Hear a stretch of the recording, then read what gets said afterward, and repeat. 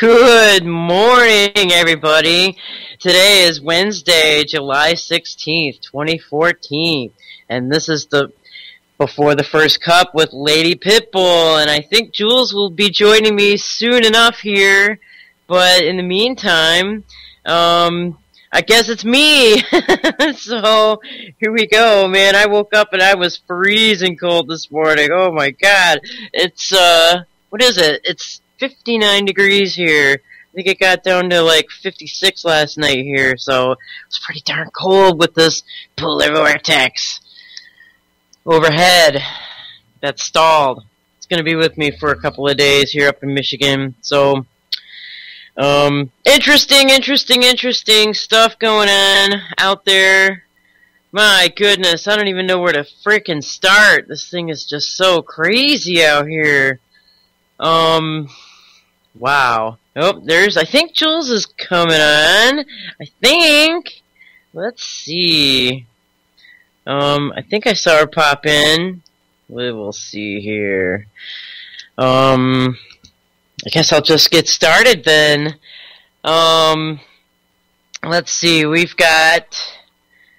Oh, this is an interesting story here. I don't know what the feds are doing, bussing in all these illegals. I mean, they're breaking their own laws. We know this. But, and then when they bring them in, they're busing them to Walmart, giving them EBT cards. They are busing them to the four corners of the U.S. They come in, they get processed through the Border Patrol. The Border Patrol then, gives them a notice to appear in court, and then they're on their way, and they all board Homeland Security buses, right? And then they get sent, bussed in to all the four corners. Now, I read, I think, I don't know, last week before, that they were bussing them into old abandoned hotels that weren't exactly abandoned. They didn't check before they came into the hotel, and then suddenly when the feds got there with a busload of people, they found out that, oh, indeed, somebody had bought this hotel, and yes, it's occupied. So they're scrambling to find places to put these people, and doing it illegally, may I add. So here's one nice, interesting article. It says, Feds to open $50 million resort for illegal children, complete with tennis courts, sauna, and pools. Oh boy, how wonderful is that? Welcome to America. That's what it says. Alright, here we go. I'm just going to start it out with this, because this is interesting. The Obama administration has awarded a $50 million contract to a charitable group.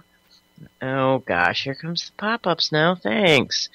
To a charitable group to buy a Texas resort hotel and transform it into a 600-bed facility for juvenile illegal aliens. The beautiful Palm Air Resort and Hotel has an indoor Olympic-sized pool and an outdoor pool.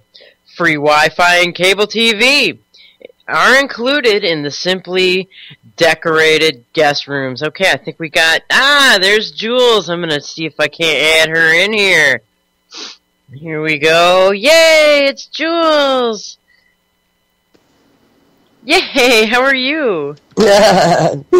I've seen better days. Holy crap. I open my eyes, I'm like, wow, it looks pretty light outside, and I look at the clock, and it's 9:04. Boy, you got on here pretty quick. You could have gotten some coffee. I was in the... You could... If you want, dude, you can totally go get some coffee. Yeah, it's brewing. Very nice. I literally just rolled out of bed and ran down the stairs. At least you got some rest. I'm glad to hear that. I did. I don't know, did you?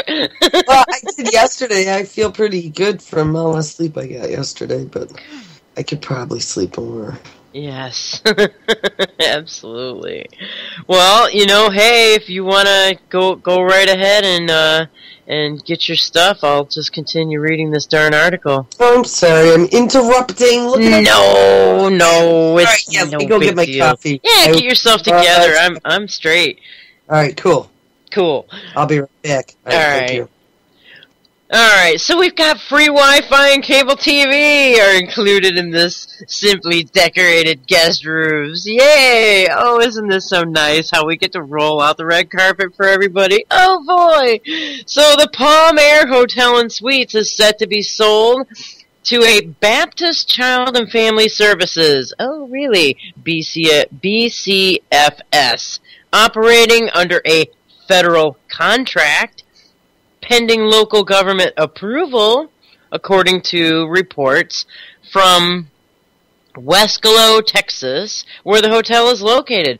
Wescalo is a few miles north of the Rio Grande in Hidalgo County, where they're finding all these dead kids in the river. Yes.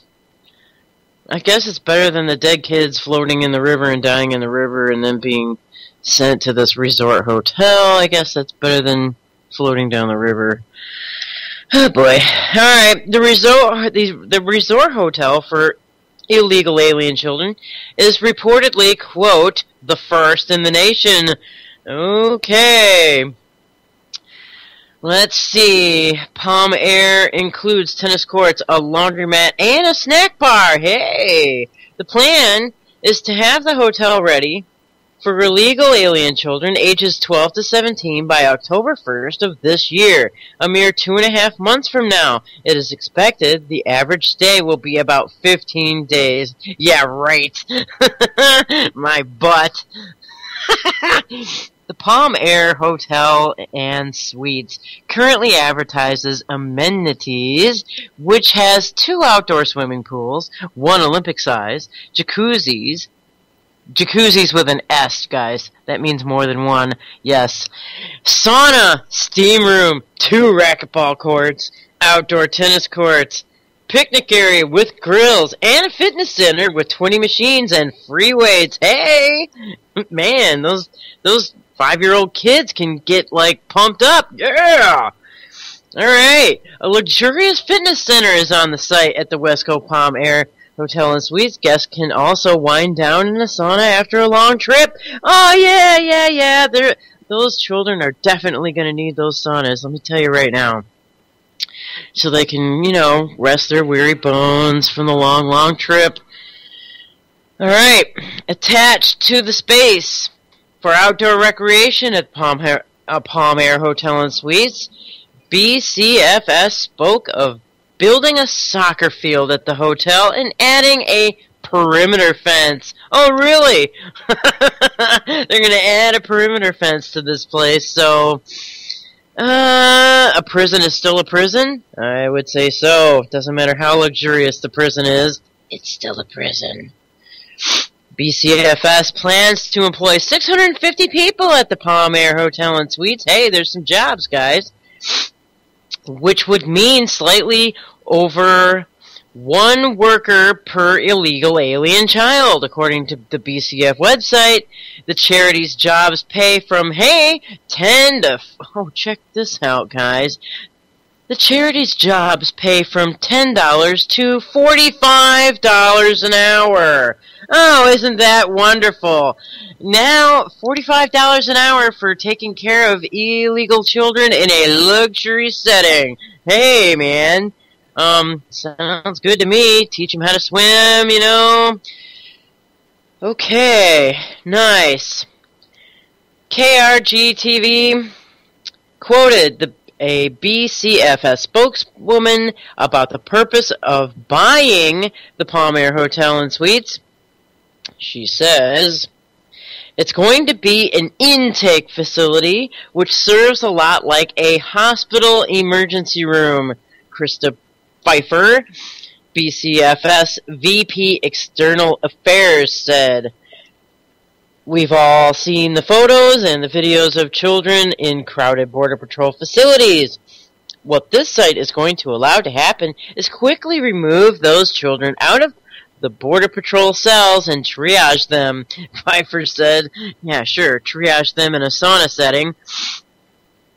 BCFS plans for this facility to be, quote, completely self-contained, unquote, with Pfeiffer telling KRG-TV, medical staff will be on hand so children with diseases or injuries will not be transferred to local hospitals. Wow, do you think? Pfeiffer told the Valley Morning Star the Palm Air Hotel and Suites facility would provide medical and mental health care, on-site educational programs, recreational programs, and case management.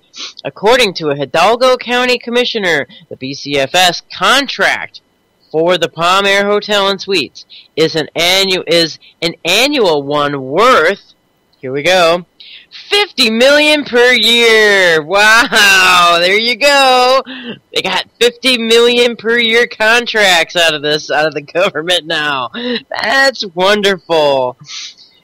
It is not, here we go, it is not part of the $3.7 billion emergency funding for the illegal alien invasion requested by the Obama administration.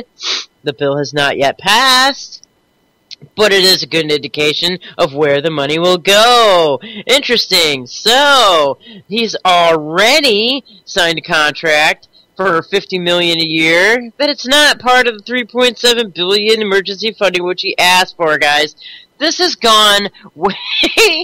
Now here's what I thought. I thought that all of these FEMA camps around the country that they've got, and they were staffing, they were requesting stock for, they were requesting job applications from people to stock these FEMA camps around the nation. How come these people aren't being herded into those facilities? Why is it that they have to shell out another 50 freaking mil to buy, like, closed down resorts? This is absolutely the definition of complete and total insanity. I think these people in Washington have lost their bloody minds. This is not, I don't know, this kind of pushes the hot buttons of being pissed off beyond, like, beyond the pale, people. What are they doing here? They are rolling out the red carpet. I don't care if they put a whole fence around this freaking facility. People are going to love landing in a spot like this when they get here. It's gonna be... And don't think that if they herd all these people into this particular, like, resort hotel, that's going to keep all the diseases from going beyond the barbed wire fencing that they're going to erect to keep all these kids contained. Yeah, that's not going to happen. I don't know. I don't know. They've lost their minds in Washington. I think that, I think we are in dire, desperate need of voting these people out of there, man. Let me tell you.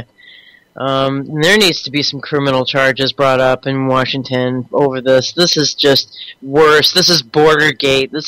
I don't even know. I can't even imagine what's worse. The IRS crap, the running the guns in the Fast and Furious gate down to Mexico, opening up our borders. I mean, let's keep going. I don't know, Solyndra. I mean,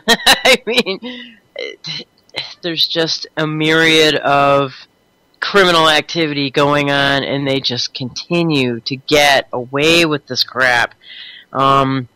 And now here's another headline. It says, animals feast on body of dead migrant. So I guess sending them to the resort hotel is a lot better than dying in the river of the Rio Grande. So, I don't know.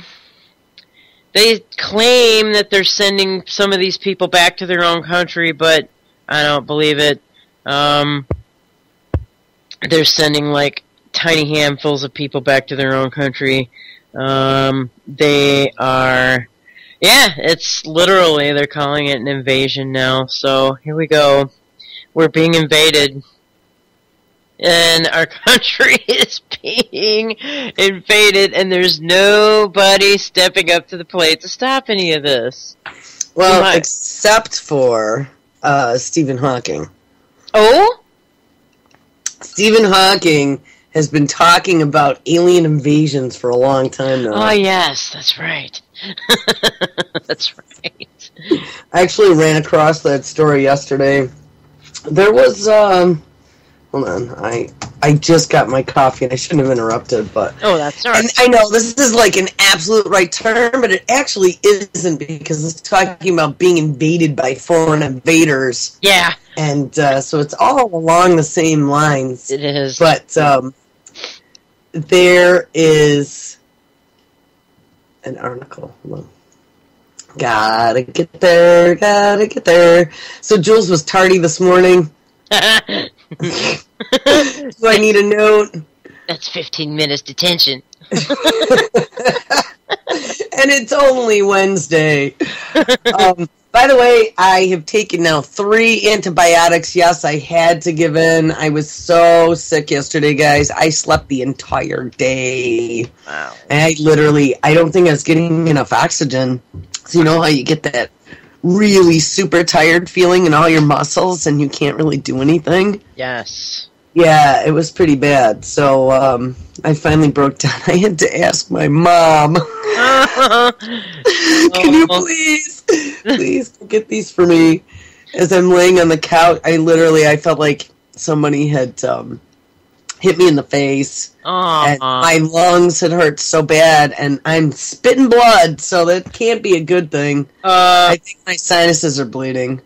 Oh, that's that.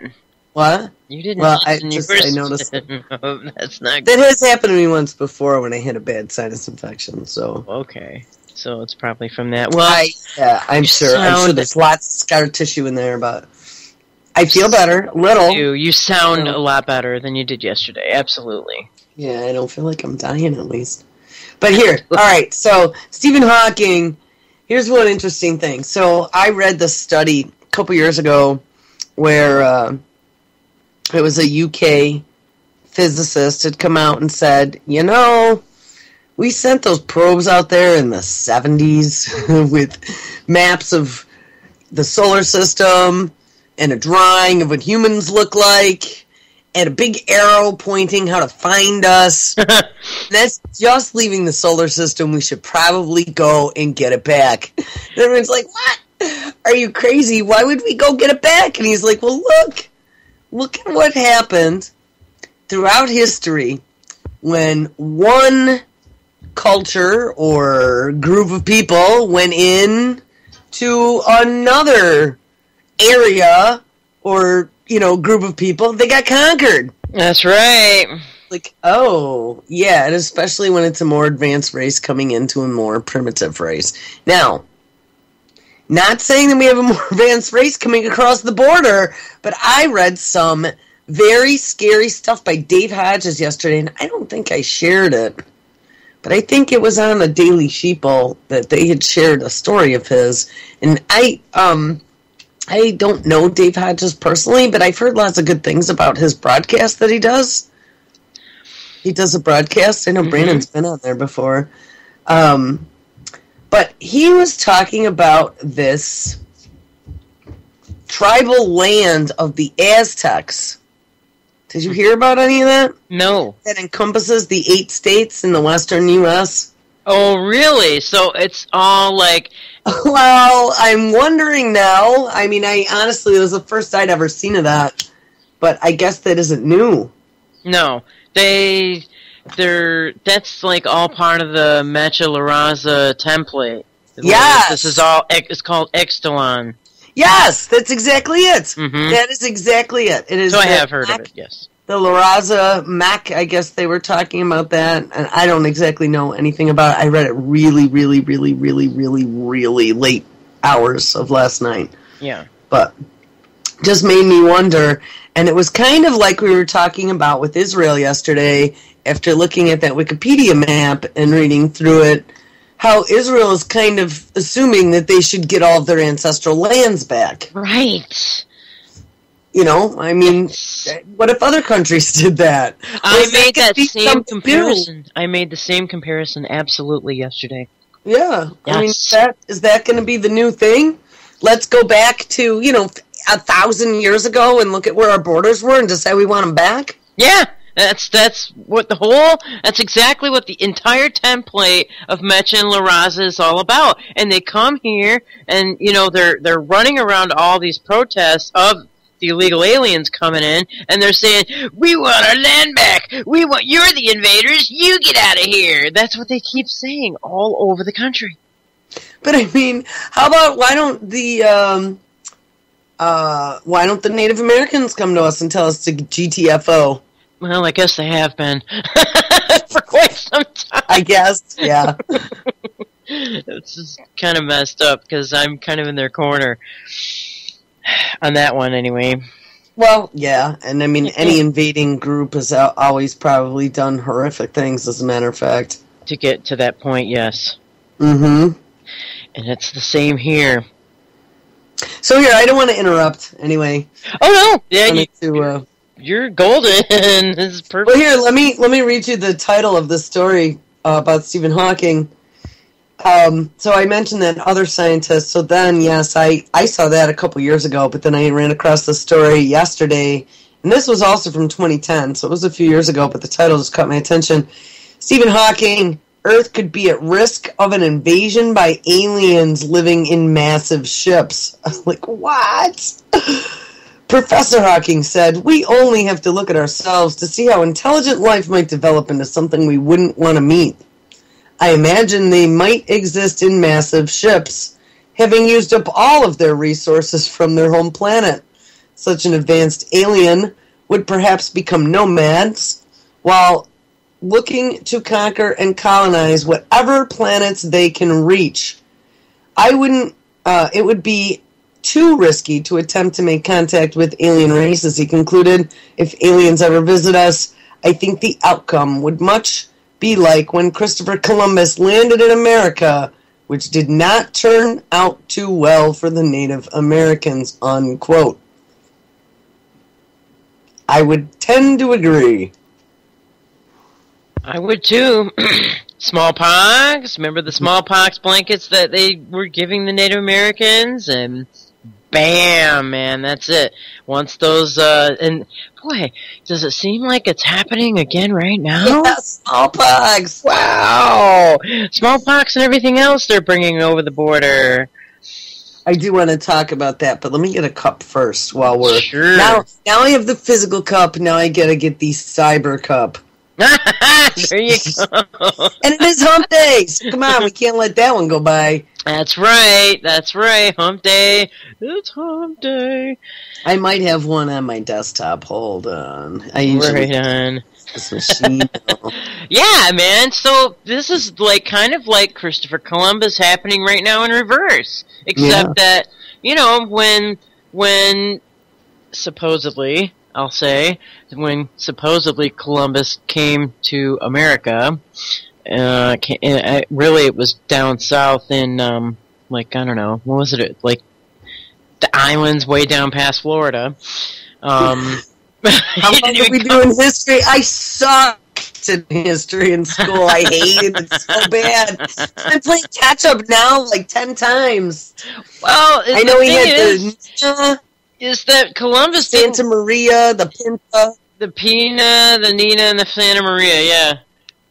And, when those people got off the ships, they didn't frickin' land themselves into a frickin' resort hotel. Because that's what they're doing to these kids. I just read the story. They're commissioning $50 million to buy this resort hotel to house some of the illegals. There's no way they can house them all there. Well, I saw that they were putting them in Walmarts, old abandoned Walmarts. Mm-hmm. One in Carolina now, but there was one up here they were trying to send them to. Yeah, they're. And I was told that anything that they were sending them to, a lot of it was already owned by the feds as 50 FEMA houses in case you have an emergency. I was like, oh, I didn't know we had an abandoned Walmart up here nearby that was owned by the feds.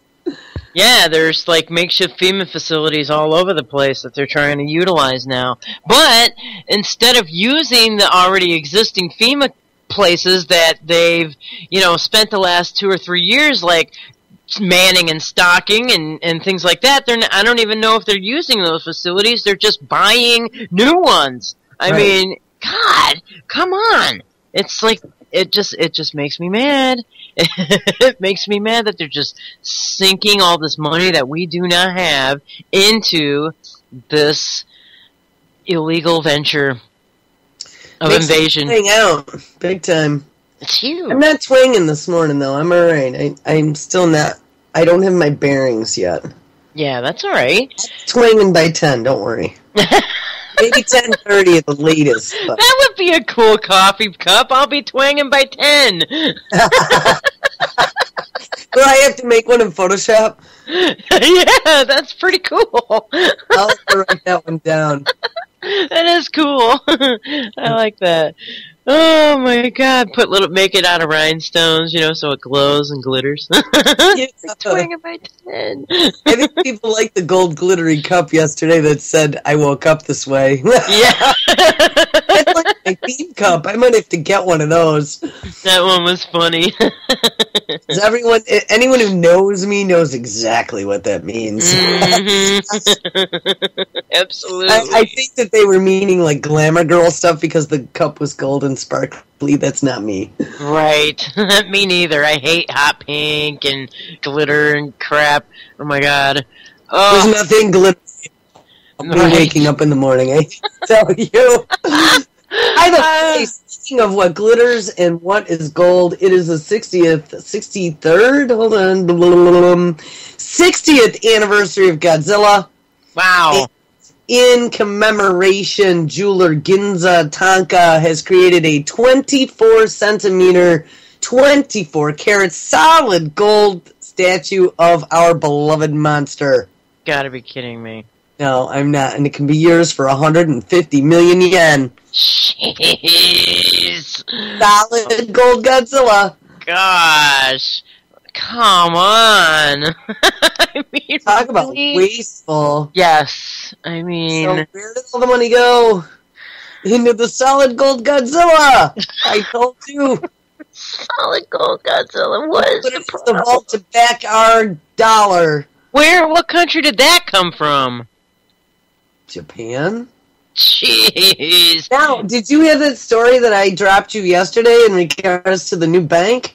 Well, I'm looking for the cup. Speaking of Japan. Japan is also kicking their armed services into gear and is going to allow them to fight. And I find that kind of unusual. Yeah. They started a big recruiting campaign the last few days now using some famous Japanese rock star to make it seem like it's cool to join. But there have been some fights just recently. Japan wants to go back to combat. And I guess Japan was banned from having a military since World War II. So, I don't know. I'll have to read that too, but I'm looking for a cup right now. But if you want, I'll read the bank thing.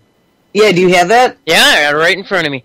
All right, because that is massive. It is massive. That might explain a little bit, I mean, what we were talking about with the invaders, especially if our dollar's about ready to go down and we're about ready to kiss third world status hello. That's right. And so, here they come. Look whose hand, here's the hands that are on the plunger. Okay. And the flusher, too. And the flusher, that's right. Plunger and flusher at the same time. And with big smiles on their faces. And they do, too, don't they? It looks like they're butt patting each other in that.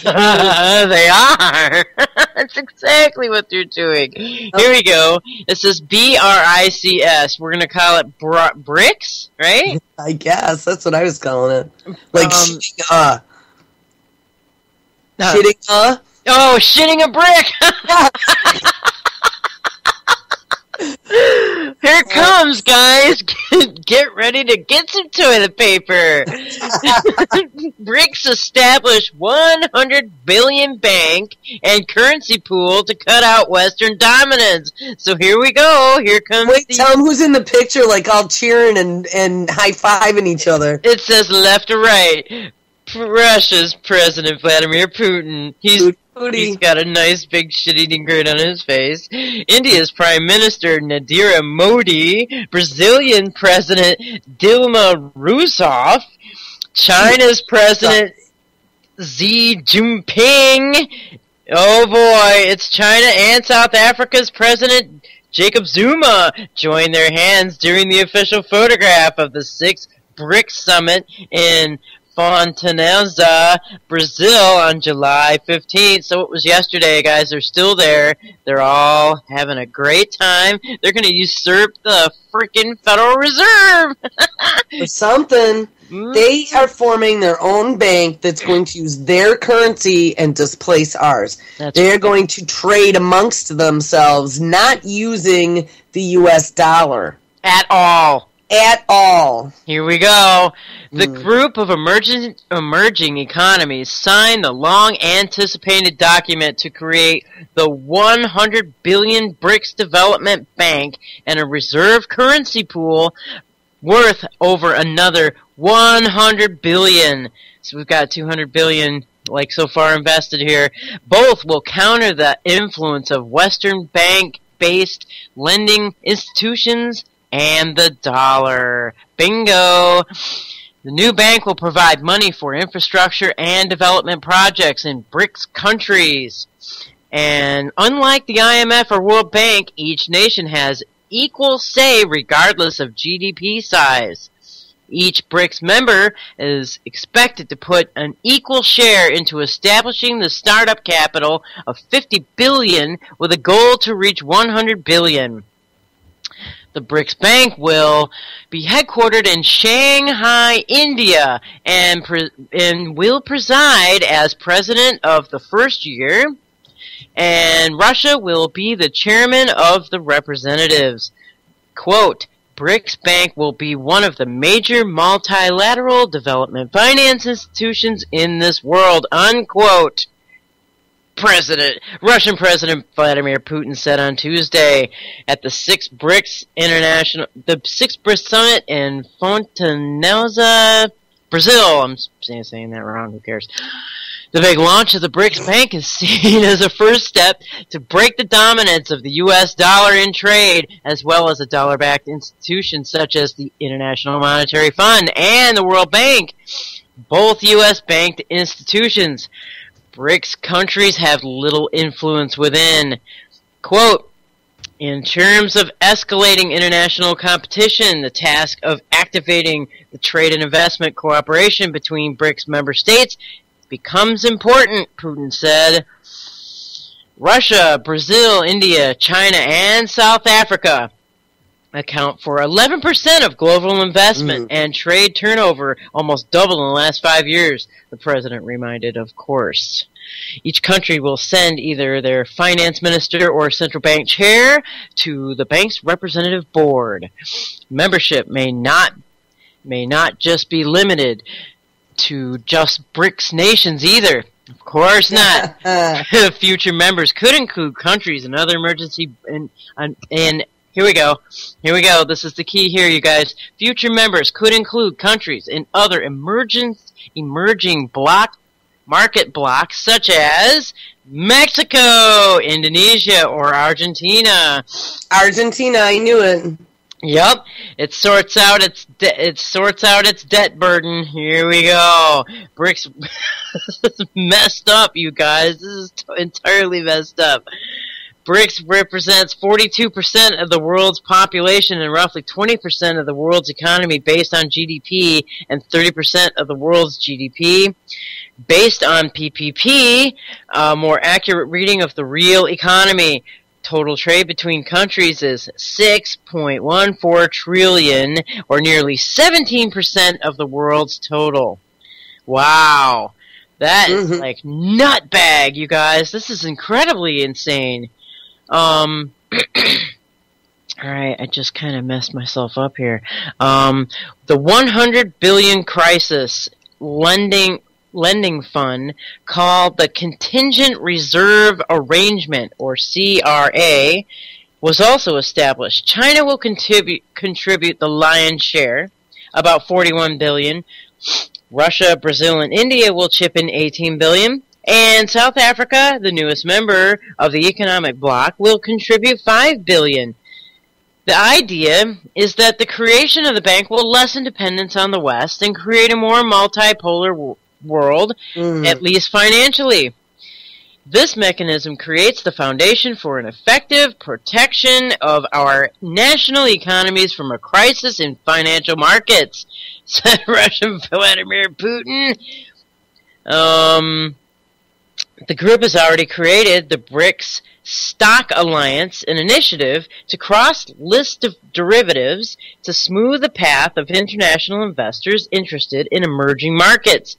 Russia has also proposed the countries come together under an emergency alliance that will include a fuel reserve as well as an institute for energy policy. Here we go with more Putin. The purpose of the establishment of the Energy Association of BRICS under this umbrella, a fuel reserve bank and BRICS Energy Policy Institute could be set up, Putin said. Documents on cooperation between BRICS export credit agencies and an agreement of cooperation on innovation were also inked. Interesting. Bringing emergency economies closer has come at a vital time when the world is guttered by the financial crisis and BRICS countries can't remain above international problems, and Brazil's President Dilma Rousseff. She cautioned the world not to see BRICS deals as a desire to dominate. We want justice and equal rights, she said. The IMF should urgently revise distribution of voting rights to reflect the importance of emerging economies globally, Rousseff said. Oh my. I think that's it. That is really, really scary. Here goes the dollar. Bye-bye. We're done. Well, that's what it seems like to me. Like they're really kind of setting up now the new dominoes. Yeah. And they're just going to flick us like bugs. Yeah, they don't need us anymore. They don't need us anymore.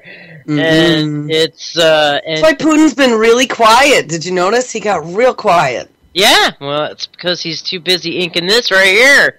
He didn't want anything to distract him from this particular usurpation of the entire economy here. I mean, but, then again, why can't they do this, really? I mean, they're just trying to protect themselves. If we were smart enough, we'd be doing something like getting out of the Federal Reserve to protect ourselves, but we're not doing that now, are we? No, we're not. No. So, you can hardly blame them, really. I mean, it's crazy that China's, funding the bulk of this.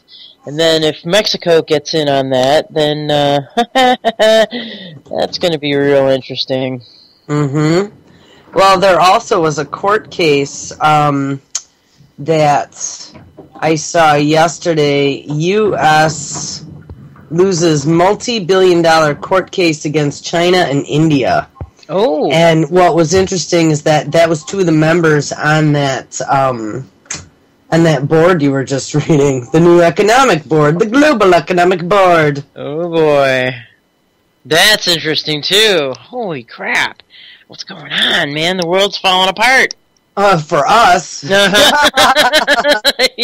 And I mean, I shouldn't even be laughing because it's not funny. Right. But is this all the plan?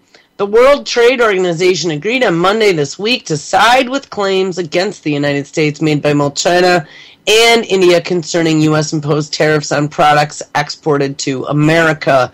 In both instances, the World Trade Organization ruled against the U.S. and decided in favor of the major BRICS countries, who for 2 years now have each asked the organization to intervene and weigh in on America's use of tariff to tax certain imports dating back to 2007. With regards to both cases, the World Trade Organization's judge ruled that the U.S. acted, quote, inconsistent with its agreement on subsidies and countervailing duties or taxes imposed on goods sold by public bodies. In China, the panel agreed U.S. officials improperly levied those taxes against state-owned enterprises that the World Trade Organization does not consider to be public bodies. Instead, the World Trade Organization said that those entities were majority owned by the Chinese government but did not perform government functions or exercise government authority, according to the Financial Times. With respect to India, the World Trade Organization again agreed that the U.S. was wrong to similarly treat state-owned National Mineral Development Corporation as a public body, according to the International Business Times. So basically what they're saying is they have these entities that we've been doing business with that aren't companies at all. They are actually little arms of their governments that we are trying to put tariffs on and treat them like they were competing corporations, and they're not. They are governments that have business arms. Okay. That's interesting. So what do you think of that? It's interesting because now we've got the other world entities making rulings on our behalf. I mean, or the World Trade Organization. Yeah, why are they ruling over the rest of the world? I don't understand how that they're able to make decisions for everyone else. We're all a part of the World Trade Organization. You know, we looked at the TPP a long time ago, and my friend that I talk to frequently that I don't get along with sent me a wiki on the World Trade Organization saying, look, you know, you're worried about this TPP. The World Trade Organization has actually been in place for a very long time and been setting rules for people. Yeah. Here, I want to read this. At issue were billions of dollars worth of Chinese steel products, solar panels, aluminum, paper, and other goods shipped to the U.S. after being taxed as originating from public bodies. So, see, one of the things the U.S. has been using as their war to say, screw you, China, are taxes. They've been imposing large taxes on their goods coming in to try to stave off a flooding of our marketplace, let's say, of cheap products, right? Right. And so now what the World Trade Organization is saying is that, no, you can't do that because they're not businesses. They are government entities. And this is for protecting against other businesses, I guess. That's at least how I read it.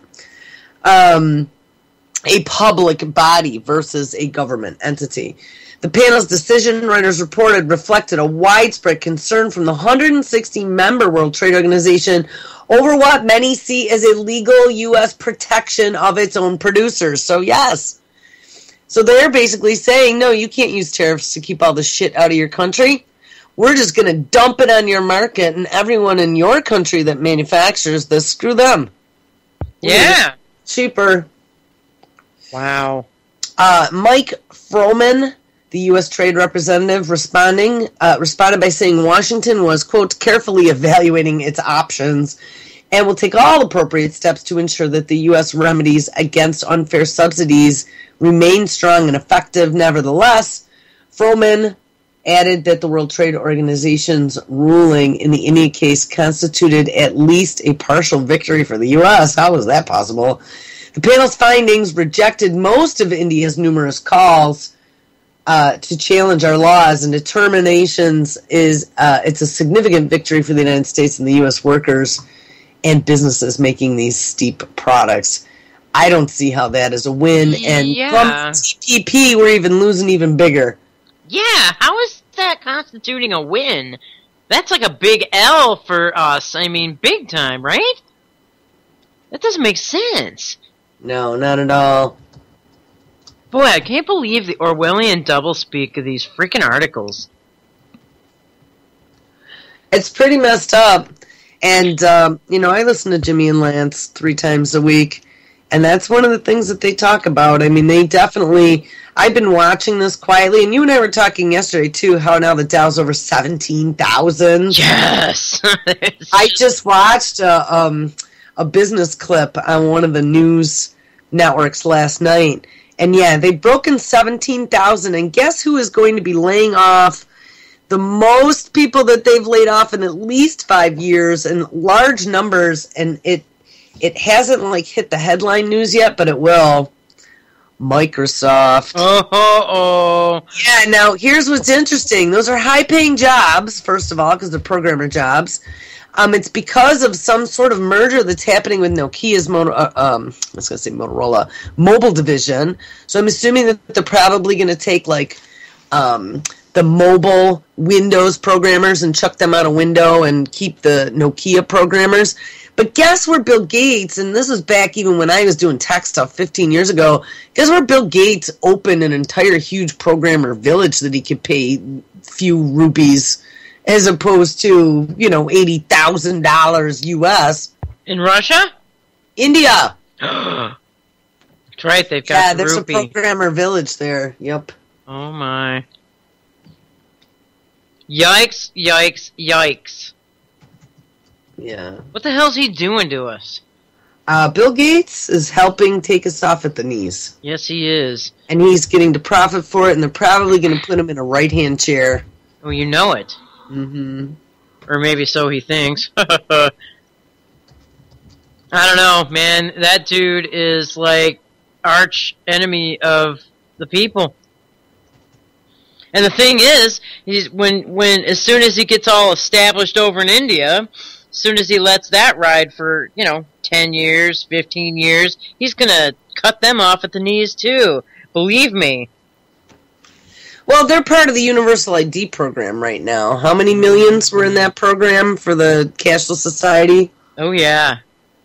A bunch. So they're very useful right now. Oh, yeah. Absolutely. As soon as they're done, with their usefulness, they get thrown on top of the pile, along with everybody else.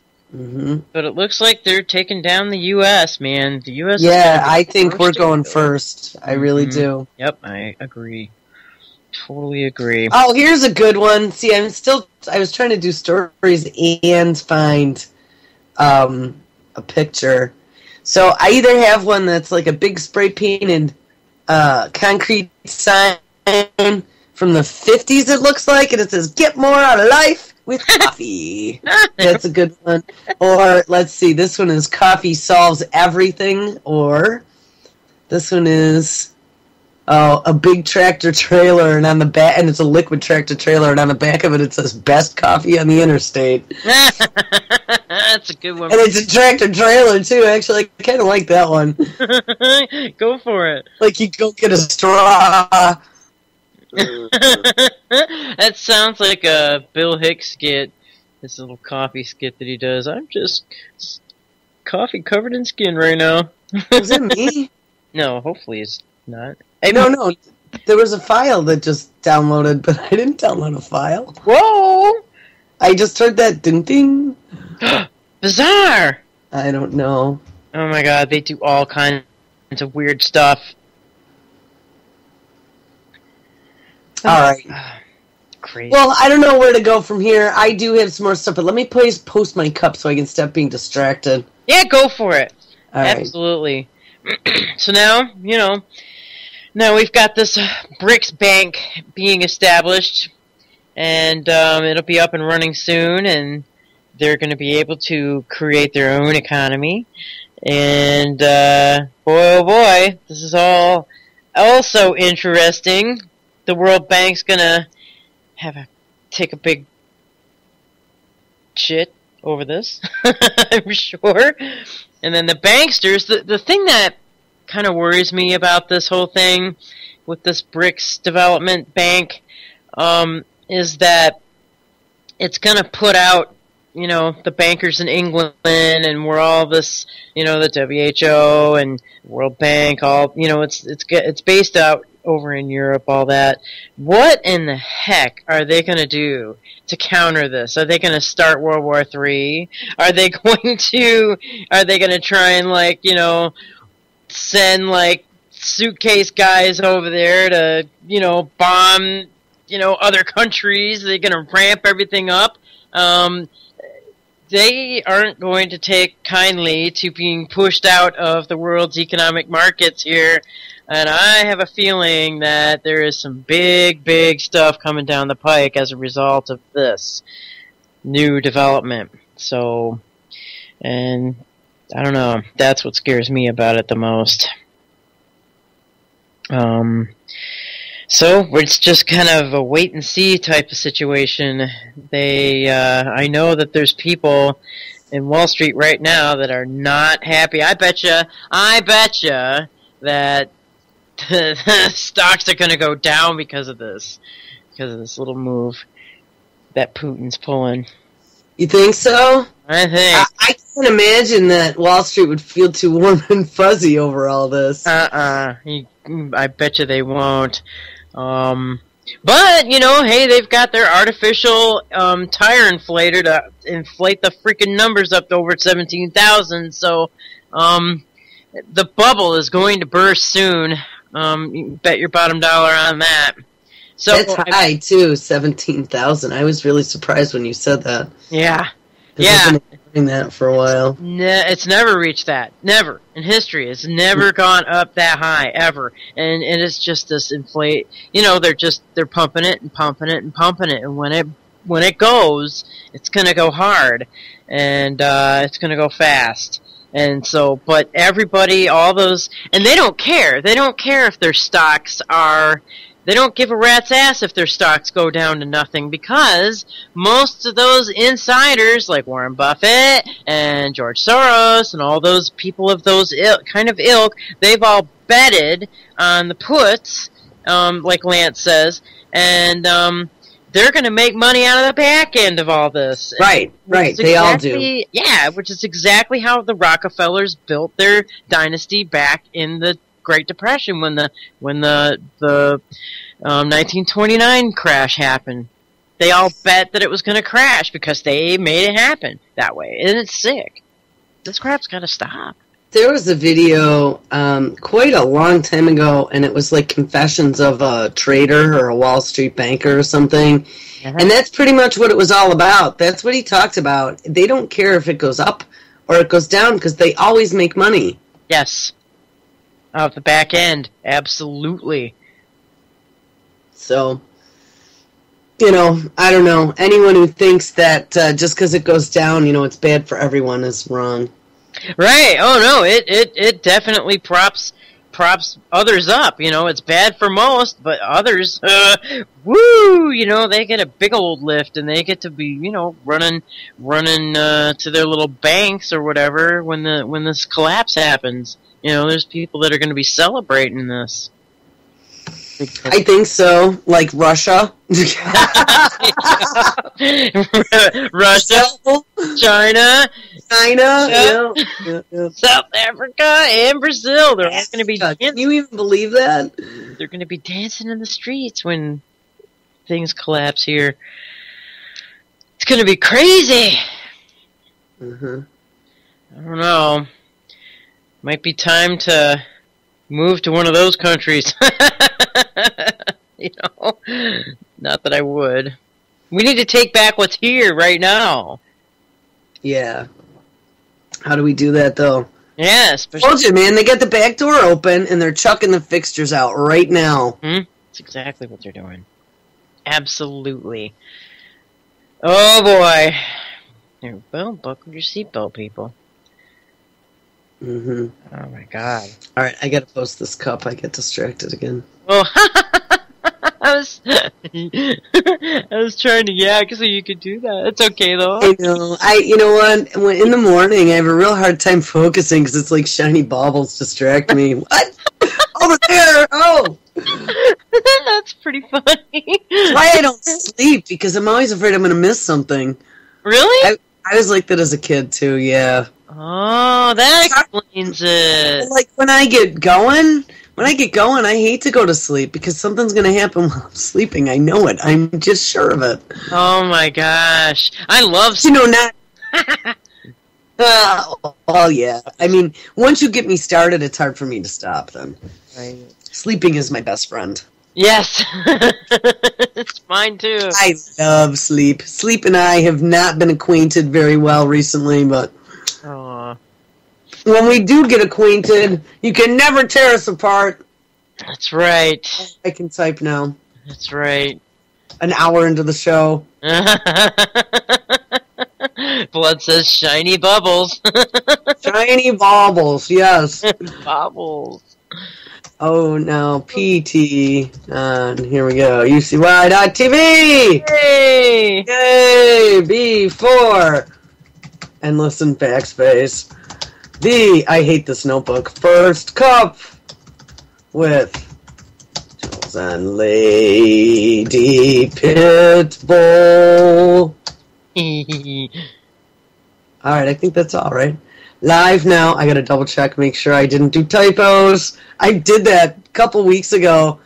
I was on by myself, and I was typing and posting at the same time, and I did the whole show. I go back when the show's over to put the link to the archive, and I had a typo in it. I was like, for 2 hours it sat out there. I spread it all around, and I typoed. Oh, my goodness. That's alright, though. You fixed it, yeah? Yeah, I did. There you go. For posterity, I fixed it. For the first cup with Jules and Lady Pitbull. All right, let me do the link. HTTP. Yeah, there was one time, instead of HTTP, UCY.TV/BTFC, I did HPPO. It never worked. That's why we only had like 4 people in chat all morning. Oh my gosh. No, actually, chat was down that day, and I'm sure that was it. Come on. I guess everyone else was just as asleep as I was if they didn't see it said HTTO. Yeah, that's right. There you go. Oh my gosh. In a tanker truck. About how I need it now. You need the tanker truck full of coffee right now? Yeah. And my mother has that, for anyone who doesn't know, I'm still visiting my parents. Actually, my dad is still out in the woods, hanging out with his friends, pretending like he's working hard. Oh, man, who do you think you're fooling? I just, I believe his bullshit. I don't believe his bullshit. I know him. 46 years, I know him too well. But he makes up all this stuff. He's like, we got all this stuff we're working on. Yeah. That's fun. So Munchkin and I are here hanging out. And actually, there's a little kid like 2 doors down that she made friends with, sleeping out on the scooter and playing basketball and running like maniacs. But what's so great is, like, and I know this is going to totally change the topic, and I shouldn't.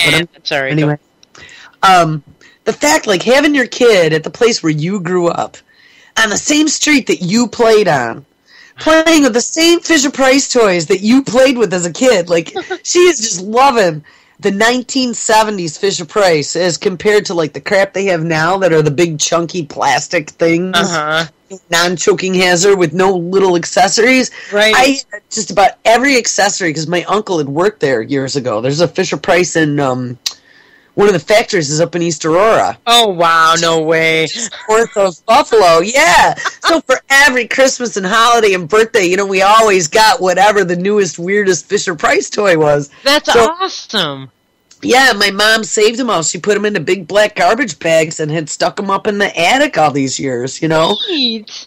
But, so she's got all the accessories in a couple of those big plastic storage bins. And then some of the favorites are out. I think there's the farm and the circus train. I bet no one remembers the circus train. It was rare, I think, as I don't remember seeing that one too often. But I love that farm. Oh, that was my favorite. And you open up the little door and it goes moo. Oh yeah, and I love that. Who was going to get the chickens to put them on the fence? We always fought over the horse.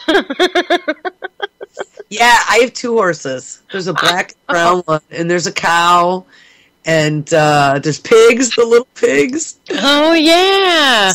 Remember? There's like all these clothes. That was my favorite. That's neat. That's cool. She probably loves that. She does. She was making hay yesterday, ripping out handfuls of grass and putting it in the silo. Oh. She's like, by tomorrow we'll have hay. Neat. Well, you got your G.I. Joe farmers now. I mean. Well, no, we have the G.I. Joe. Well, the G.I. Joe boyfriends. I think we even brought one of the G.I. Joe boyfriends. Right on. That could be Farmer Joe. Well, not with Fisher Price. Little size difference there. One of the ones that was my favorite, too, besides the farm, was the castle. Those were my two absolute favorites. Oh. The castle had the trapdoor into the dungeon, if you remember correctly, and behind the stairs, there was the secret hidden door. Oh. King and Queen had a throne. Oh, wow. I remember the commercials vaguely, but we never had that. We just had the farm. Oh, so you did have a farm. Yeah. Yes. I love them. I love them. But how great is that? Like, to have your kid be able to play with all your toys when you were a kid. And, like, the lady next door is the lady that lived next door when I grew up. I grew up with her daughters. You'd be kidding me. Really? Yeah, there's a couple people on the street still that have been here since I was a kid. Neat. That's remarkable. Most of the kids are gone, but... Yeah, so she's playing with the little boy 2 doors down, and I was like, oh, well, that was where Joelle and Julie lived, Uh-huh. It's cute. That's too cool, man. Too cool. I mean, really, that's definitely worth remembering right there.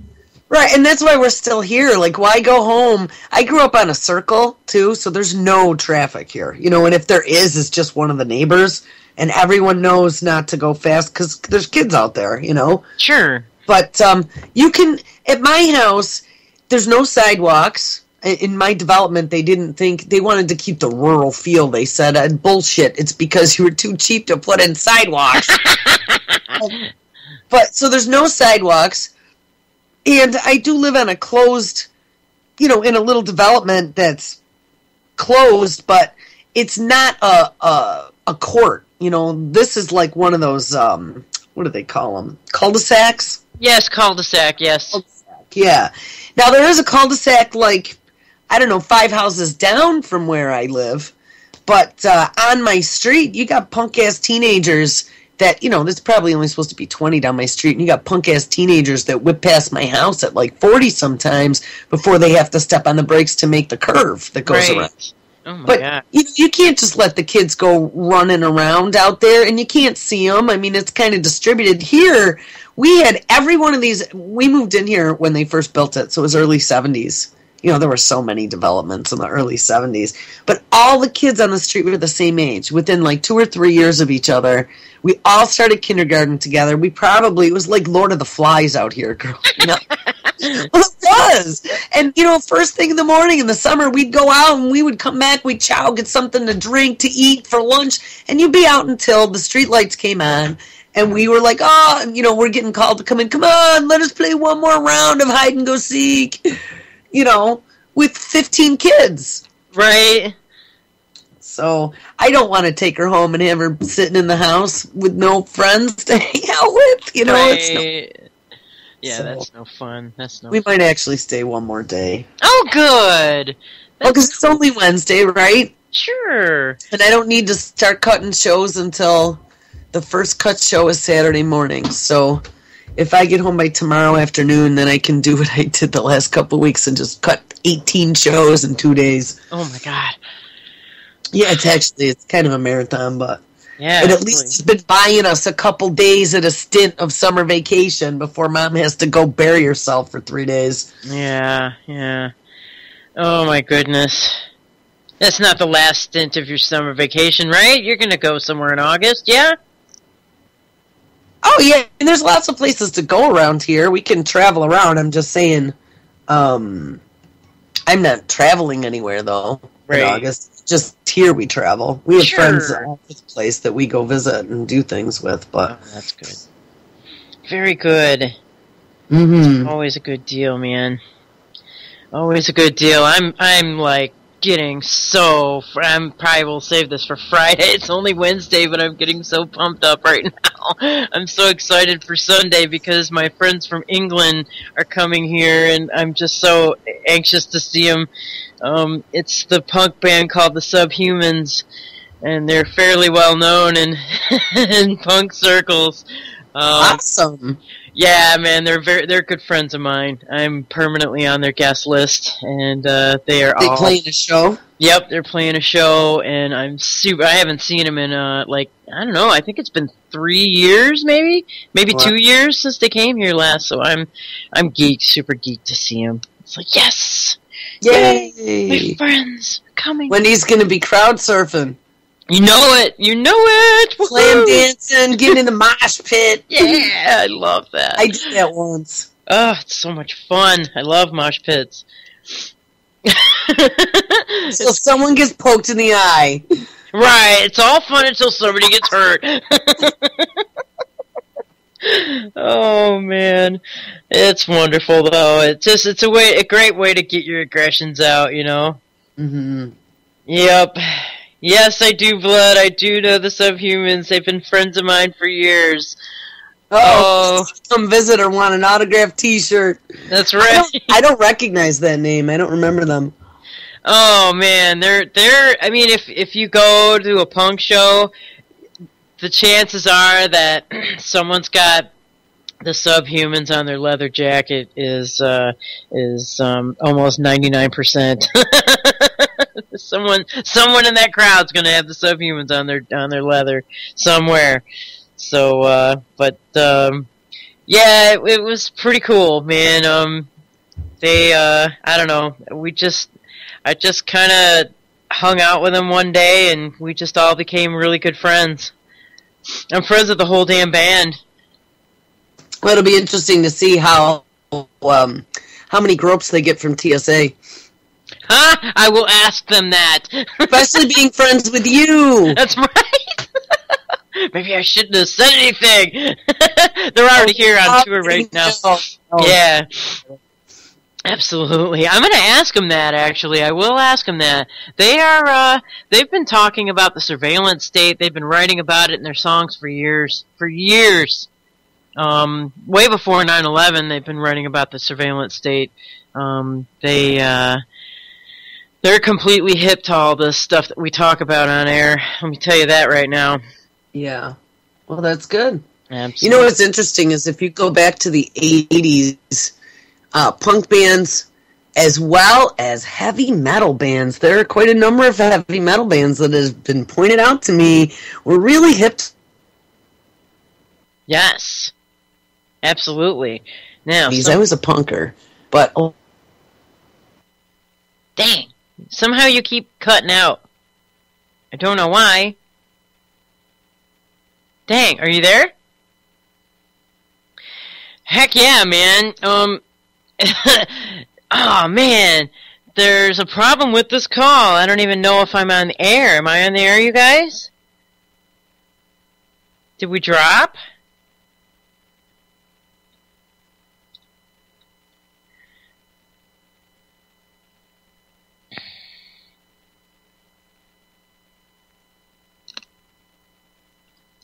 Hello?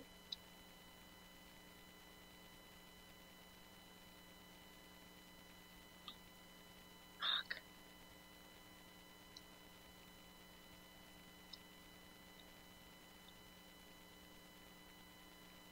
Okay, well, I'm gonna keep...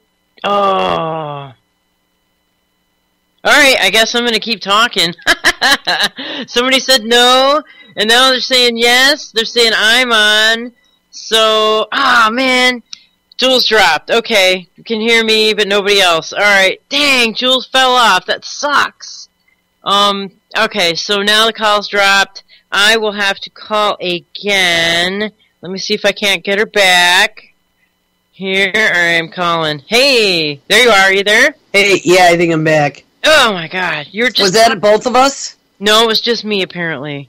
No, I went off too. Oh, no. I'm sorry. It was just you, apparently, not me. Oh, yeah, I lost everything. Everything just started to hang here. Oh, my God. And you were talking about something very important, too, like heavy metal. Oh, yeah. Oh, I was talking about how the surveillance state, even back then, they knew about it. They did. We just kind of forgot about it. Right. I mean, remember Ministry when Al Jorgensen put George Bush Sr. About the New World Order. Everybody knows that song. Oh, well, I'll tell you what. I mean, George Bush Sr. and Oliver North and the Contra scandal, that was huge. It was huge. Yes, that was huge. I think you just dropped again, too. Oh, man. What the hell's going on with these guys? What's the matter? They don't like us talking about heavy metal? What the heck? Come on, man. We're not talking about anything that crazy. All right. Oh, my gosh. I'm going to have to... Oh, there we go again. Dang! Oh, it actually got airplay on the local college radio station. Ooh. Right on. Yeah, but all right, well, maybe we should change topics since it appears we hit a red button. Or is it just me? Or am I having, like, mysterious solar flares here just in my region? Ooh. Mysterious NSA flares. Yeah, the NSA flares. Hate how that happens. I know, it happens all the time, don't it? Oh my god, we weren't even talking about anything crazy either. I mean, come on. There it goes again! Wow! Alright. Yeah, something's up with Skype, man. There we go. There's a problem with this call. Hold on while we try to get the call back. Oh my goodness. How crazy is this now? Alright, well, hey, at least it's not dead air. So... Yep, my friends are coming on Sunday. And if you guys get a chance to go see the Subhumans when they come through your town, go see them. Tell them Wendy sent you. Lady Pitbull. Yes. Do they know you by that name? No, they don't know Lady Pitbull. Oh, alright. No, Wendy from Detroit. Wendy from Detroit, there you go. Yeah, I was born in Detroit, man. Woohoo. She's a badass bitch. Yeah! Bloodset, the Revolting Cocks. Those guys are pretty cool, too. I remember them. Yep. Absolutely. Alright, well now I'm having like major difficulty here with my internet. So I don't know quite what's going on. No, it's okay. Here's an interesting story. This is a video clip, and I don't know if I'm going to be able to play it. Actually, there's two. Two of the last things I posted before I went to bed. One was out of one of the Al Arabia. So I don't know who sponsors this. This is probably Iranian or Pakistani or one of them. But there's a poster that says, "Beware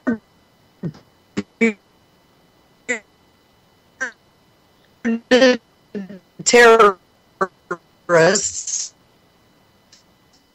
Say that again. You totally. Nah, it's starting to drop again. And that. Damn, this sucks. It does suck. Dang it. Do you want me to bring your other account in?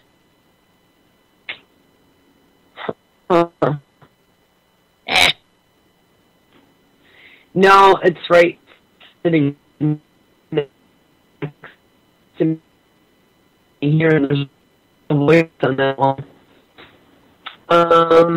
Let me, my charger, let me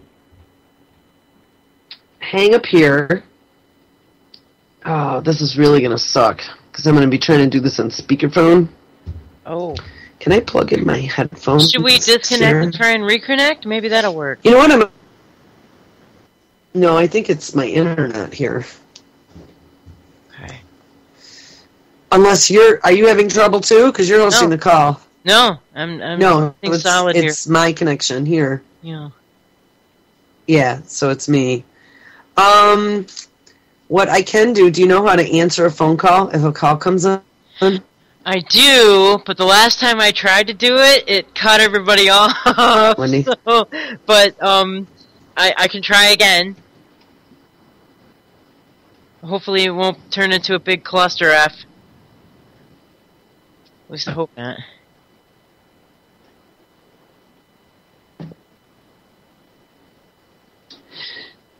Yeah, you need to add them to conference.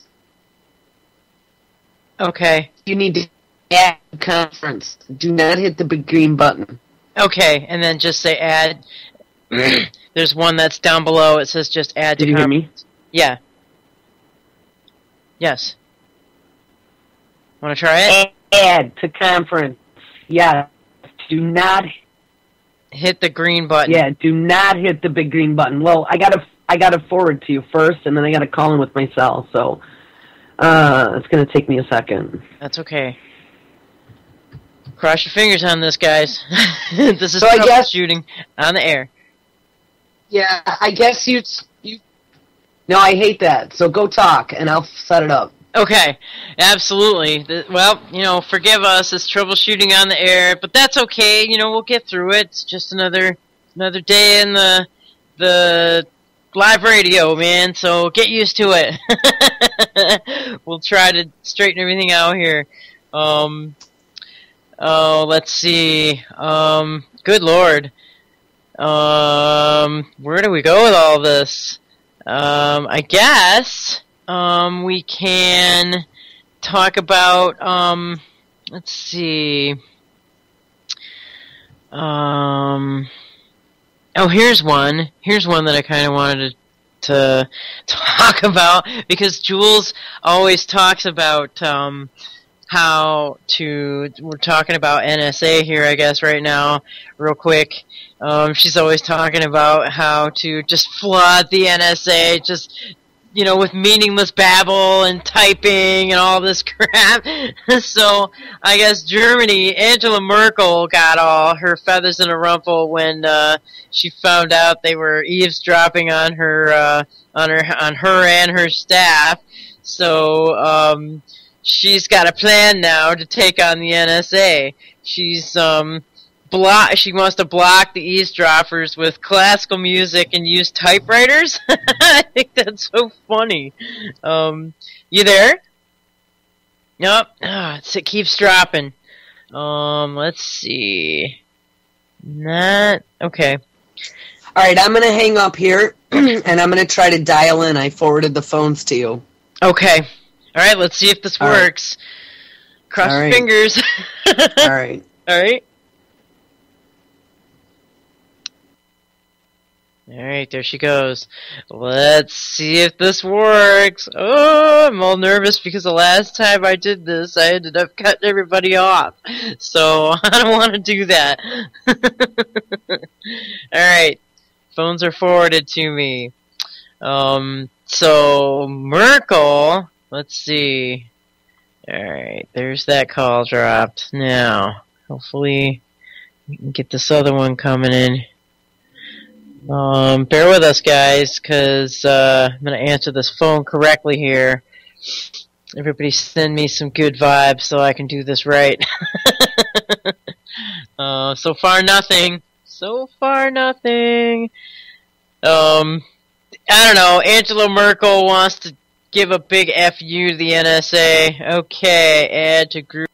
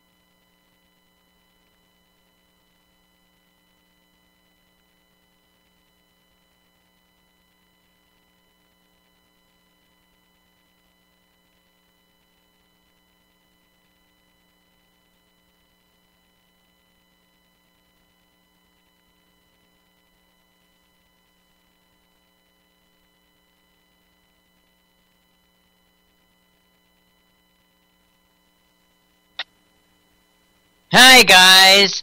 Man, did I screw up on that one. Sorry about that. I was yakking and yakking and yakking, and I didn't realize we were off air. I was reading a dang story, and I did push the big green button and lumper. Yes, I did.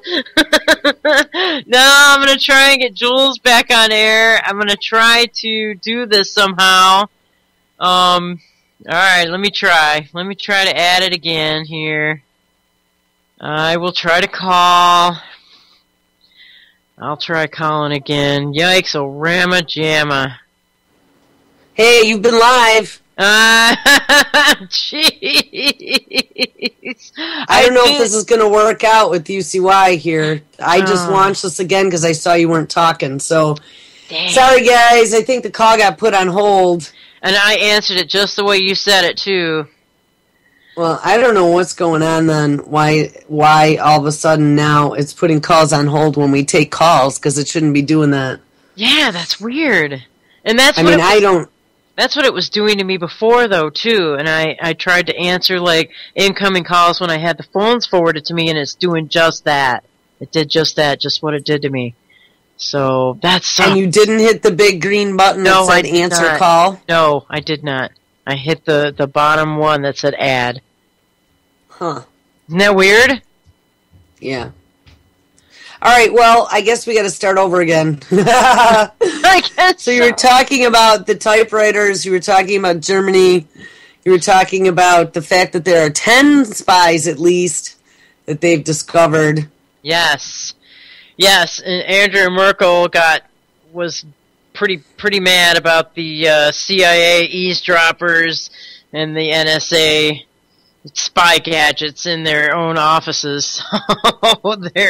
they're to me. I'm not going to read this whole thing again, man. I just read it when I was off air. So they're saying that they are going to perhaps go back to using typewriters instead of computers, and they're going to play classical music when they're having their meetings and make sure that everybody puts their cell phones when they go to meetings into secure boxes. That's what I do. I stick mine underneath a couch cushion now. Oh yeah? You think you think they could that they could still hear even though it's probably all muffled. Yep, muffled. So except I've forgotten a few times where I put my cell phone and then freaked out because I couldn't find it. I'm like, oh my god, I lost it! Oh, jeez.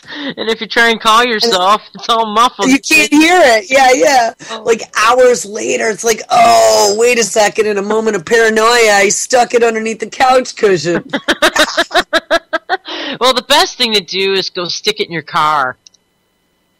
You know what I mean? Just stick it in your car. I never thought about that one, yeah. Yeah, man, stick it in your car and shut the doors, man. There's no way they can hear anything out of there. Absolutely. So, yeah, Angela Merkel has said, F you, NSA, and... Yeah, well, here's something. Like, Germany is not too happy with us on a lot of different fronts. No. And it really makes me wonder how friendly Merkel is with Putin and Argentina and some of those other countries that are all lining up with their BRICS bank. That's right. That's a huge... You know, she's part of the EU, so... I am going to say, and she's probably one of the leaders in all of that's going on, the dangling of the EU carrots for the IMF to come in. Mm-hmm. But she's been screwed pretty good by the NSA, and I know she is not happy with us. No, not whatsoever. Not whatsoever. Yeah, they're actually really pissed off. They actually expelled all the CIA agents that they knew about from Germany. That's what it said in the article I just read. Mm-hmm. That didn't go on air. Yes, they expelled. Yes. Expellation. Get the hell like out. A big vomiting. Yeah, absolutely. Oh, here's something a little bit off topic, but this was brought to my attention late last night, and I want to see if... Can you pull me in my personal account? Let's see if we can play a clip. Sure, absolutely. Here we go. because we haven't talked about the story at all, and I really, honestly, wasn't paying a lot of attention to it, but now something really interesting has happened. Do you remember Bird Doll? Yes. Doll, the guy who apparently spent, like, since 2006 or something with the Taliban? Mm-hmm. And it was kind of weird, because his dad made friends with them, and they grew the Taliban beard, and he was trying to negotiate his release for a lot of years, and then it comes out after he was let go that he may have abandoned his troop and gone off with the Taliban. Like, who really knows? Well, story comes out yesterday, so he's been being debriefed for a while now. He's been down in Texas, I understand, at one of the bases down there since he was released. He and his parents have had a fallout, so apparently he still hasn't seen his parents. If you remember, too, they ended up canceling the welcome home party in his hometown. Right. Did you remember seeing that? Yes. And that was, there were a couple reasons that they cited for that, but one was the fact that, he's had a lot of trauma and he really wasn't ready for it, but I'm sure another part of it was, well, they were still questioning where his loyalties were, right? Because was he really, abducted, or did he abandon his post and was a deserter?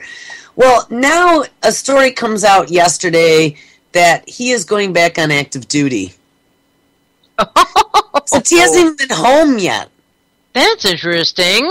Now, what the hell is that all about? I mean, you've been a captive from these rebellious, Middle Easterners all these years. You come back and get debriefed, and all of a sudden, and you haven't even seen your family yet or been home, and now you're going back on active duty? That is not standard POW procedure, is it? No, I don't think so. No. I don't think so. I would think that they would be putting you through some psychological evaluations before they put you back on active duty. That's correct. That's correct. And obviously, if you were held for more than a few years, you wouldn't ever go back to active duty.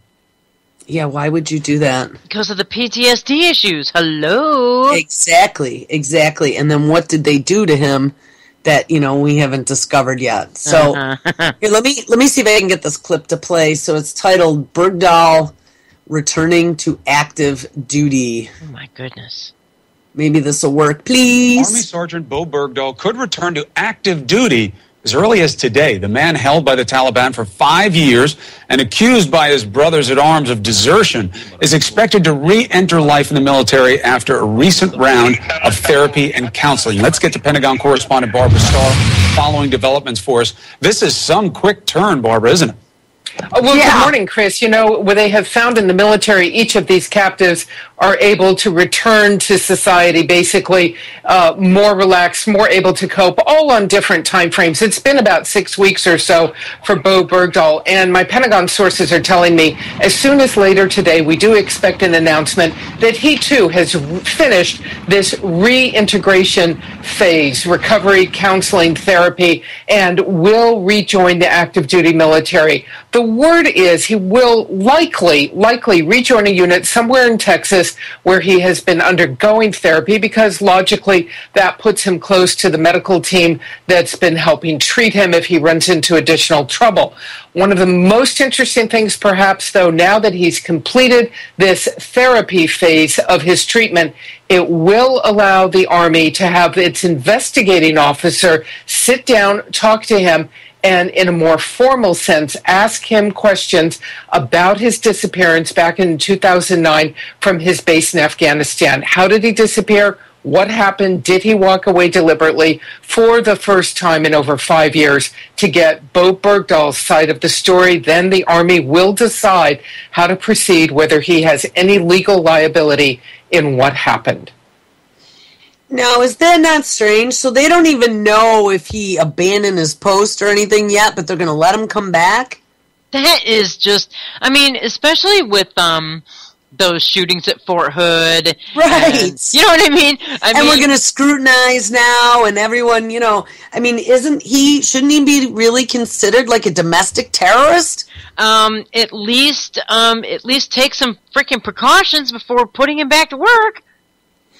Well, here's my thought. I think he must have been a plant or something to get him on the inside. Because 6 weeks, when have you ever seen anything like that? Now, here I'm going to tell you, and I really, really hate to cite again Fox News, but while we were watching these videos last night, I was like, oh, I thought I just saw a story from Fox News that came through the feed that gave a little more detail on that. So I did a quick search, and here was a headline: Bergdahl could get $350,000 tax-free if he is cleared by the Army. What? Yeah, let me read this.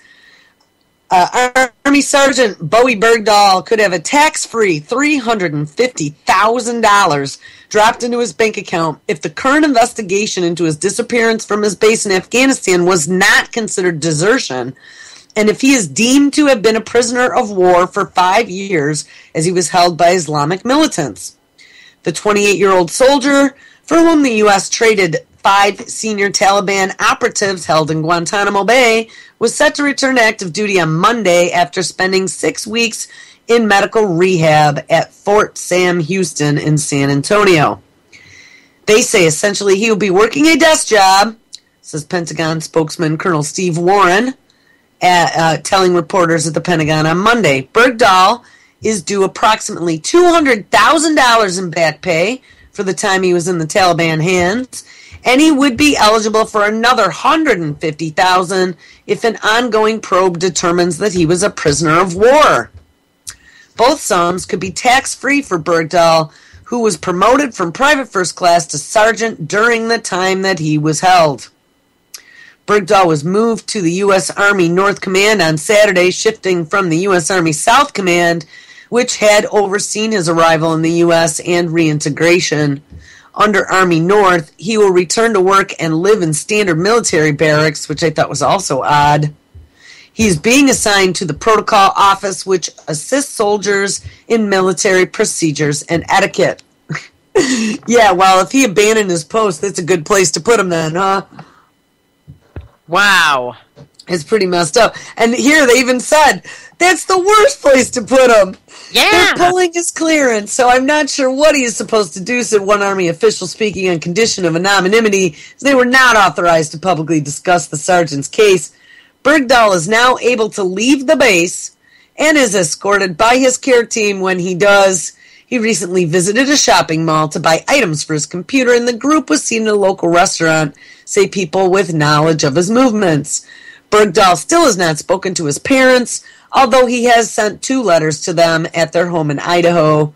Robert and Janie Bergdahl have yet to visit him in Texas, and there are reports of a rift in the family. Now, I gotta tell you, this is some odd shit.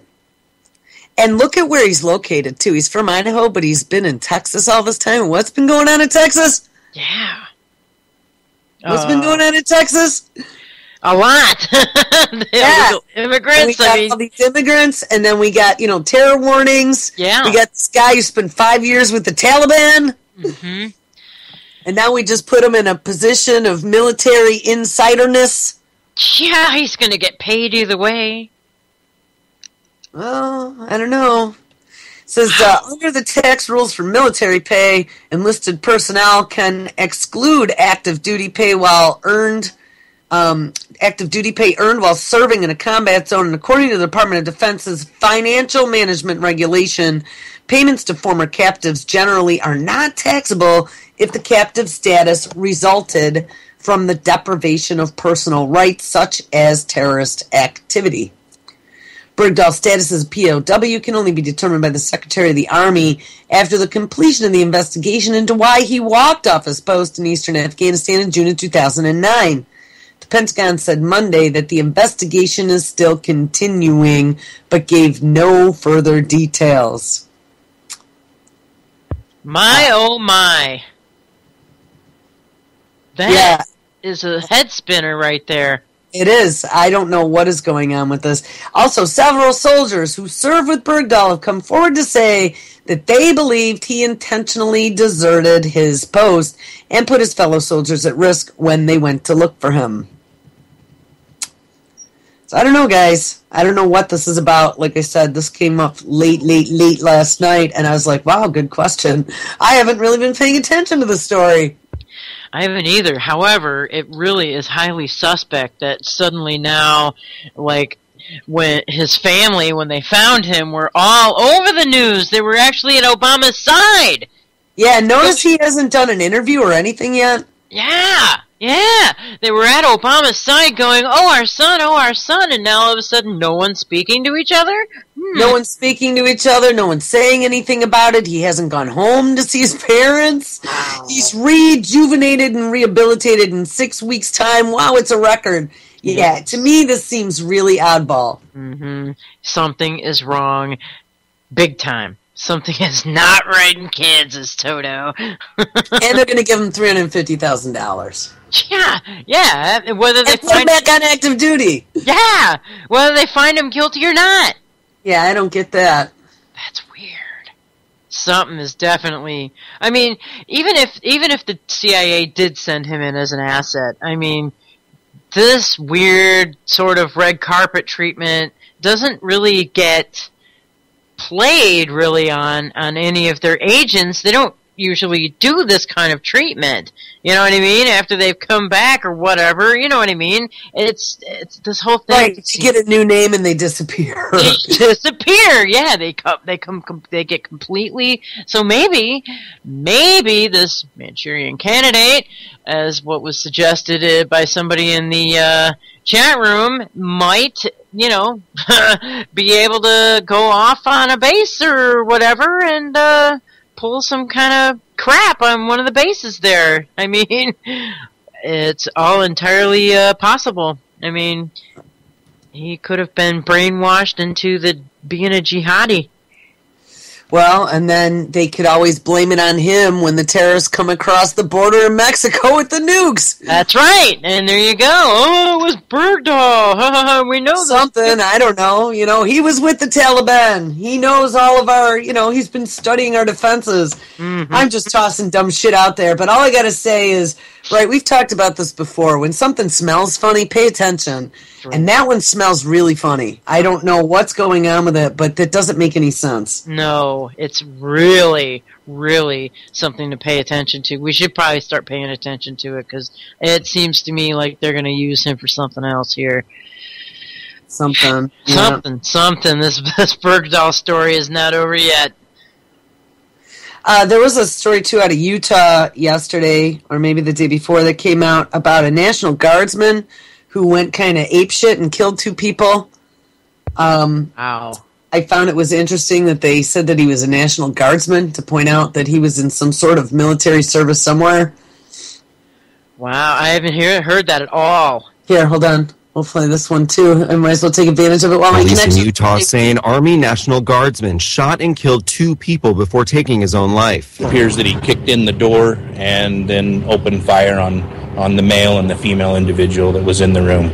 We believe that he had been sending some text messages to the female victim, and he responded here. Authorities say 23-year-old Jared Tolman then went to a second apartment, didn't find someone he was looking for, and killed himself. Police say Tolman left a suicide note saying he was sorry and that what he was about to do was selfish. Matthew Burgoyne, The Associated Press. So not a lot of details, but again, are they painting the picture that now returning vets are some sort of threat? Crazed lunatics. Mm-hmm. Yeah. Watch out for the vets. They're going to come and we were talking yesterday about the drawdown, about the lower numbers in recruitment, about the UN, right? I just heard Prepper Chick in her After Dark replay yesterday. I did not realize that there were UN, I was going to say troops, but not troops, UN groups that were down at the southern border. Really? I don't know. That's what she said. I hadn't heard that yet.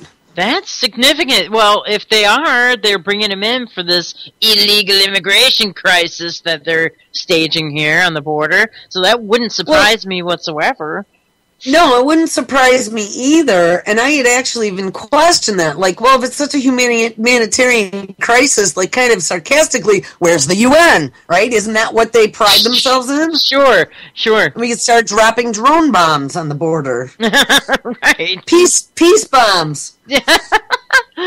That's right. And then send in the IMF. Isn't that how it works? That is how it works. In humanitarian crises. Yeah. Send in the IMF to destabilize the region economically. Yeah. All right. Or the BRICS cartel. Yeah. There'll be maybe they're the new IMF. That's right. All right, so here's a story that she posted to her Prepper Chicks Blue page from a few days ago that says the UN is interfering in American internal affairs. So let's take a look at who wrote this story and what it's about. Because, these no-name websites, I usually don't read this stuff just because who knows who these people are, and if it really did happen, then it'll come out in some of the more reputable sites that I pay attention to. Right. Well, this does talk about it. It says the United Nations is trying to turn a domestic border control issue into an international humanitarian crisis so they can interfere with American national sovereignty. One of the reasons why it caught my attention when she said that is because, speaking of Detroit, did Detroit not put out a call to the UN saying the inhumanity of cutting off water to people who didn't pay their bills in an American city? Yeah, and I think on Monday I suggested that this was indeed going to happen, and sure enough, there comes the article. Well, let's read a little bit more, because like I said, I have not read anything about this, and I don't really know the site, but let's see if they can quote something that will convince me. It says, that's exactly what the United Nations is doing now. The UN is trying to turn a domestic border control issue into an international humanitarian crisis so they can interfere. The Obama administration is either too incompetent to do anything about it or complicit and willing partner of the UN. It is one or the other. On Thursday, Migration and Interior Department representatives from the U.S., Mexico, Central America will all be meeting in Nicaragua. Hey, Dale, you out there? Let's find out if that's really happening. The group will discuss updating a 30-year-old declaration on the obligations nations have to aid refugees. The United Nations wants to change the status of these illegal aliens to refugees. Now, I questioned this in the very beginning. Why are they not political refugees? If this is such a humanitarian crisis, and maybe I didn't talk about this on air, but I had the discussion with my friend. I'm like, if this is such an international crisis, then why are they not declared refugees? Because isn't that what happens? They shouldn't. I have lots of issues on both sides of this fence. Don't even get me started on this, asking my opinion. Right. But if I'm just going to look at this from the 10,000-foot view and not have any opinion on my feelings of all of this, they should be considered refugees. If it is that bad and they are fleeing, their homes getting destroyed and drug gangs killing children and burning, and attacking and raping and pillaging and murdering, then they should be refugees. They should not be considered as now immigrants on the border, because that would be someone who was coming here looking for a better life, but their life was all right back there.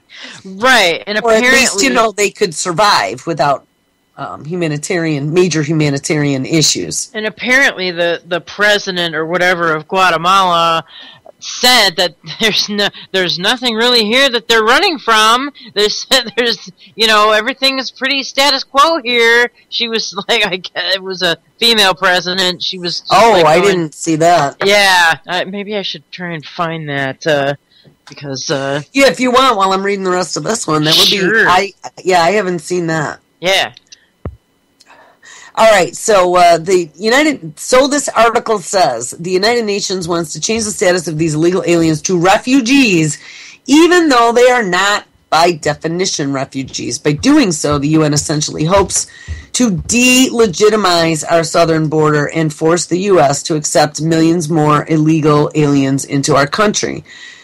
I don't know, and I want to see proof, personally, Does anyone have proof out there that the UN is on the border? Because like I said, they've been talking about this. I've heard it a few different places, but I have not seen anything that has convinced me of such yet. Right. I mean, I know that they're putting them into places. Have you seen that they're putting them into, like, caged rooms? Really? A lot of those kids? Yeah. Actually, there were a few videos from Pigmine's channel that had caged rooms, and they were, they almost looked like dog kennels.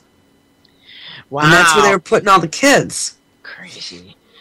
Well, now they're putting them into, refurbished resort hotels, so I mean, you know, jeez, they're gonna just put barbed wire up around that. So I don't know, man. This thing has just gotten way out of control. Way out of control. And along the lines with all this going on, we also now have all these pedophilia cases. Yes.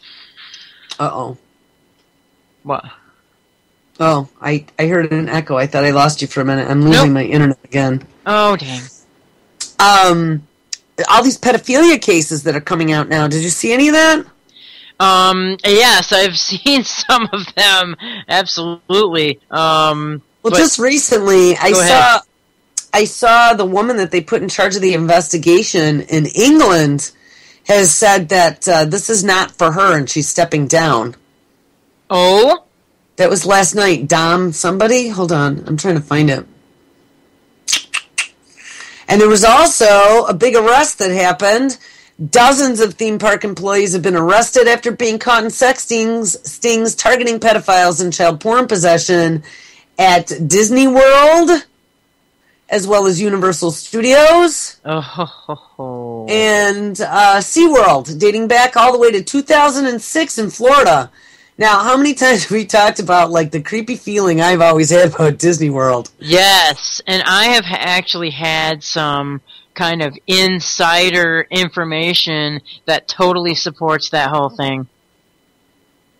You know, it just makes me wonder if this influx of undocumented, untracked children who are now going into the hands of government entities, you know what I mean? Yeah. Is there something more nefarious going on now as this big pedophilia ring is being uncovered all over? Yeah, I mean, the border, like I was saying, the Border Patrol and Homeland Security are responsible for the human trafficking going on, and the child sex ring people are going to just have a buffet smorgasbord with all this. Well, you maybe. know it. Maybe my little South American houseboy. Mm-hmm. You know? And it's very disturbing. I know, I started to, when I was posting the last pedophilia story last night, I was like, no, they are not. Yeah. None of that would surprise me at all. The Pope came out the other day. I posted this one too. Pope Francis says that 1 in every 50 Roman Catholic priests is a pedophile. Yes. I 1 in every 50, and we need to forgive them. Uh-huh. I actually saw a documentary about that, and it had a newspaper reporter going in with an undercover camera to like a priest party, and they had, you know, the gay whips and the chains and the you know, leather party. Yes, it was a priest party, and they were like, you know, dancing with gay guys and leather and chains and stuff. It was crazy. It was like leather and chains isn't necessarily gay. Well, when you've got a guy, behind you, like grabbing your crotch and dancing like that, that's pretty all right, being graphic now. Sorry, but that's what was shown in the video, honest. And I was just like, man, the Vatican, and this is all Vatican people too. These are like high-level Vatican people. That this was, and it was crazy. I mean, they were like. They said that they were partying into the night. They were all like there was, you know, sex happening going on. And then in the morning, this guy filmed, the guy comes out of the bedroom, gets breakfast, and then dons his robes that he wears, as a priest, and he, had the wafer up in the air, and he was, getting ready to say his little thing, and that was happening at the guy's house.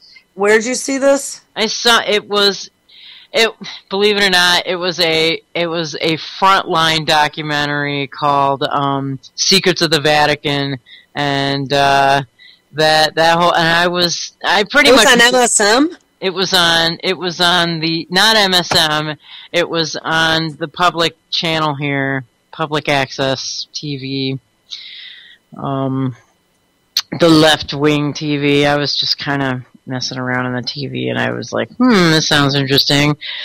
So that's what it said, that's what it had, and had a guy that was a reporter that had an hidden camera on him. And that's what he got. That's the footage he got. I was like, oh my god, this is really terrible. So this is all just coming out, and I kind of knew when they got rid of Ratzinger, when he stepped down, that there was, scandal to follow. So apparently all this scandal has come out. There's coming out now. So yeah, they're definitely bad things. And they want to make pedophilia a sexual orientation. Yeah, they do. And I know for a fact that NAMBLA, the man-boy love, the North American NAMBLA, boy, they're a part of the freaking UN. They did it on South Park. Do you remember that? Yes. Oh, they are not. Yes, they are. Oh, here's the story. Baroness. That's who it is. Baroness forced to step down in UK pedophile investigation. Oh my god.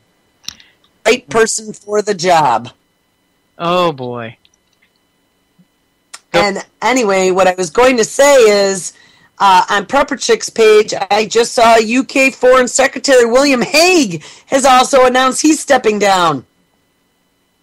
After 26 years serving as the leader of the House of Commons. Yeah. So I don't know if they have anything to do with each other, but I found the timing pretty impeccable. Yeah, I would say so. My goodness. All right, listen, we got 25 seconds left, Lady Pitbull. Woo! Go ahead, close it out. My goodness. Stay tuned, you guys. I don't know, man. That's Wednesday. It is Wednesday. It's Wednesday, and okay, my computer has froze here. So all right. Well, thanks everyone for listening. Thank you for pulling this one out of the hopper. Thanks, guys. Sorry for all the tech troubles. I know. Tomorrow we hope it's better. All right. Everyone have a great day. Thank you, Pitbull. Bye, Jules. Take care. See you later.